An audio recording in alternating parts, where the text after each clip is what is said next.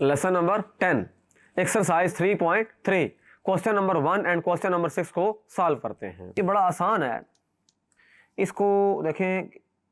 इसका सॉल्यूशन जो है इस तरह से होगा, इसके अंदर फार्मूला अप्लाई करेंगे। फार्मूला हमने पढ़ा था, integral F of X power N F dash of X D X. तो यह आएगा F of X power N plus 1 over N plus 1 और plus C constant of integration है। अच्छा, अब सिचुएशन ये है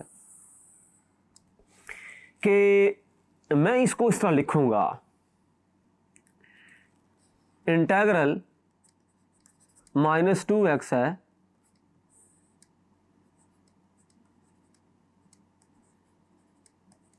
देखिए, मैं इसको इस तरह लिखूंगा 4 माइनस एक्स स्क्वायर और पावर आ जाएगी -1/2 और साथ में ये आ जाएगा -2x dx।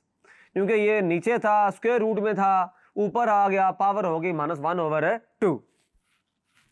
अच्छा, अब क्या होगा?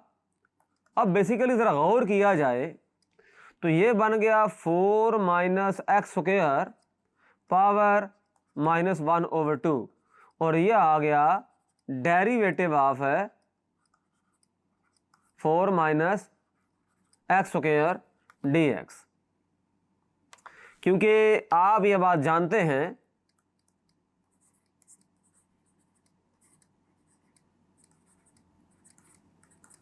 d by D x of 4 d by D x of x square, तो ये आ जाएगा 0 और ये आ जाएगा -2x। तो आप ये चेक कर सकते हैं, ये इसको सिंप्लीफाई करना और इसको समझना बिल्कुल आसान है, सारी चीज़ें आपके सामने हैं।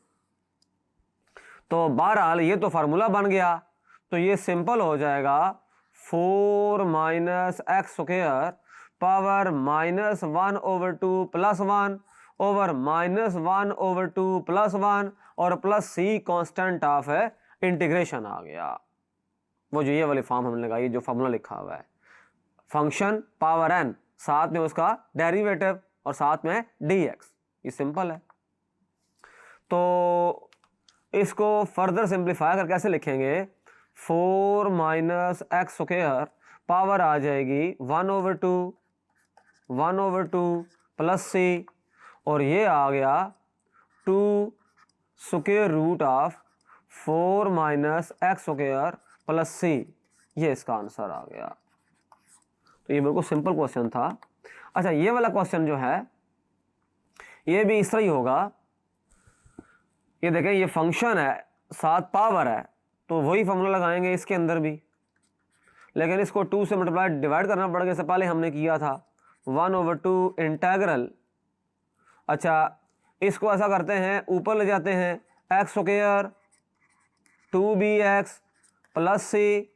अच्छा, ऐसा करते हैं कि फ़िलहाल इसको बाहर से ही इसको मल्टीप्लाई भी डिवाइड करते हैं, बाहर 2 से मल्टीप्लाई भी किया, डिवाइड भी किया, इसको ऊपर ले गए और यहाँ पर क्या आ गया x प्लस बी और ये साथ में dx। तो 1/2 तो बाहर रहा, एक्स स्क्वायर 2bx सी 1/2। अच्छा, इस 2 को यहाँ अटैच कर दें तो ये हो जाएगा 2x 2b और साथ में dx। अच्छा, आप इसे चेक कर लें, इसको d by D x of x square 2bx plus C, यह आ जाएगा 2x प्लस 2b।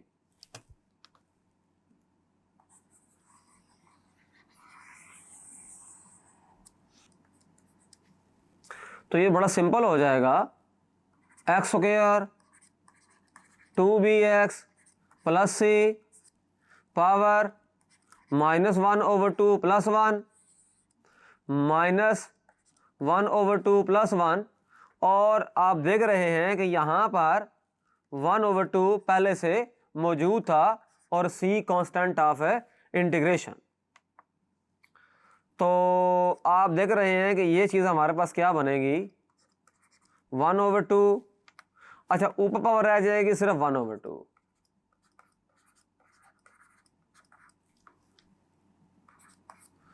तो पावर ये रह गई 1/2, नीचे भी 1/2 प्लस से। अब आप देख रहे हैं कि ये चीज़ तो इससे कैंसिल हो जाएगी, तो इसका सिंपल जो आंसर आएगा वो ये आएगा।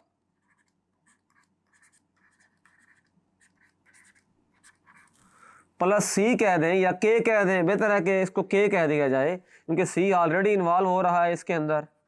तो बेटर ये है कि आप इसको के कह दें, कांस्टेंट ऑफ इंटीग्रेशन। सी की बजाय के लिख लिया जाए तो ज़्यादा एप्रोप्रिएट है। ये स्क्वायर रूट है, तो यही इसका आंसर है। तो इस लेसन में हमने जो फार्मूला है, जैसे इंटीग्रल फंक्शन x की पावर n साथ में उसका डेरिवेटिव, तो उसको हमने अप्लाई किया और दोनों पार्ट्स सॉल्व कर लिए। Thank you.